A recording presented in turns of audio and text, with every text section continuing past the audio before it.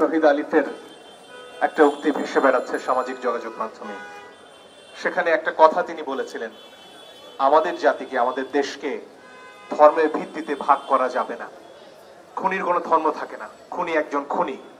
এবং যে মতবাদের কথা বলে এই কিছু মানুষকে পথভ্রষ্ট করা হচ্ছে, সেখানে মতবাদের বিরুদ্ধে লড়াই মতবাদ দিয়ে হয়, কিন্তু উগ্রতা দিয়ে নয়।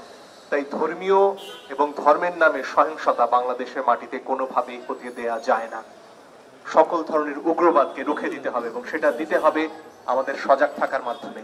আমাদের সবাইকে যার যার অবস্থান থেকে কথা বলতে হবে, প্রতিবাদ করতে হবে, সহিংসতাকে ঠেকাতে হবে। নজরুল বহু আগে বলে গিয়েছিলেন, হিন্দু নেরো মুসলিম এই জিজ্ঞাসে কোনজন, কান্ডারি বল ডুবিছে মানুষ, সন্তান মোর মার। এই দেশের এই মাটিতে জন্ম নেয়া আমরা হিন্দু, আমরা মুসলমান, আমরা খ্রিস্টান, আমরা বৌদ্ধ, আমরা সবাই মিলে বাংলাদেশের নাগরিক হিসেবে দেশটাকে গড়ার যখন উদ্যোগ নিয়েছি, তখন আমাদের মধ্যে নানান ভাগ তৈরি করার চেষ্টা চলছে। এই খেলা অনেক পুরনো, কিন্তু আমরা সবাই মিলে পারি এই খেলা রুখে দিতে।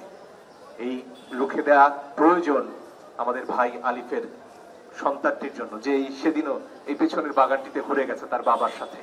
সে আর কোনোদিন তার বাবার হাত ধরে ঘুরে বেড়াবে না সত্য, কিন্তু তার জন্য একটা সুন্দর দেশ আমরা সবাই মিলে গড়ে তুলতে পারি।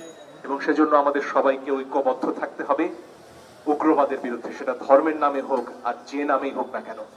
উগ্রবাদকে ঠেকাতে হবে প্রেম দিয়ে, ভালোবাসা দিয়ে, সবাই একসাথে হাতে হাত ধরে আমাদের প্রত্যেকের পাশে সবাইকে দাঁড়াতে হবে, যাতে আমরা আমাদের নতুন দেশটা গড়তে পারি আমাদের ভাই আলিফের সন্তানের জন্য। অনেক ধন্যবাদ সবাই।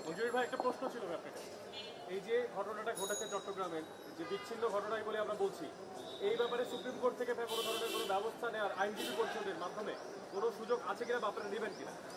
সরকারের তরফ থেকে কিছু অভিযানের কথা আমরা দেখছি, গ্রেফতারের ঘটনা দেখছি। আমরা সরকারের উপর আস্থা রাখতে চাই, আমরা বিশ্বাস করতে চাই তারা তাদের ভুলগুলো থেকে শিখবেন। এখানে স্বরাষ্ট্র মন্ত্রণালয়ের অনেক কিছু করার ছিল। এর আগে কলেজগুলোতে যা ঘটেছে সেটিও ঠেকানো যেত। এখানে পুলিশ কোন ভূমিকায় ছিল, কেন এগুলো তারা ঠেকাতে পারছে না, সে প্রশ্নগুলোর উত্তর আমরা চাই। কিন্তু আমরা এখনো ধৈর্য ধরতে চাই, সরকারের উপর ভরসা রাখতে চাই, কারণ এই সরকার আমাদের সবার সরকার। আমাদের সবার আন্দোলনের ফসলে এই সরকার ক্ষমতায় বসেছে। তাদেরকে আসলে জবাবদিহি করতে হবে এবং তাদেরকে কাজ করে দেখাতে হবে যে তারা এগুলো ঠেকাতে পারে ভবিষ্যতে। ধন্যবাদ। আমার বন্ধুরা একটু আগে বললেন।